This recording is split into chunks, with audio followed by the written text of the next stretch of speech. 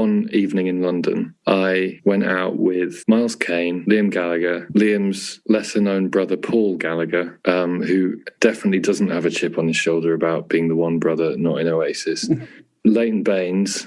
We went to see Jack White play a solo show at Alexandra Palace. We went out and we met at some bar beforehand and had a few espresso martinis, and then we went on to Alexandra Palace and we walked in and we were watching. So Jack White was about to start and we watched Liam sort of like the support band were on, and Liam disappeared. Liam Paul Gallagher disappeared and we couldn't find them. And whatever, we thought, okay, that's weird. Like, he was here 1 minute, he's gone. Maybe something happened. Maybe he just got bored, whatever. So we watched the whole gig and it was good. And we went to the after party. I saw Liam out of the corner of my eye on the other side of a window.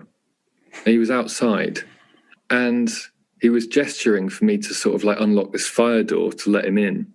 And it turned out the reason he disappeared was the second we'd got in there and we were watching the support band, he decided that he wanted to go meet Jack White and he wanted to go into the backstage area, like before the show and just sort of like get in everyone's face. And what had happened was he walked straight into Jack White's dressing room. And the first thing he said to him was, "You look like one of those Amish in that hat." Jack White was in a period of wearing those big hats, and he made his whole touring crew wear them and everything.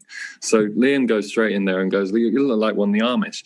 And within 5 seconds, Jack White had his entire security team escort Liam and his brother off the premises, and they were not to be allowed back in for the whole thing.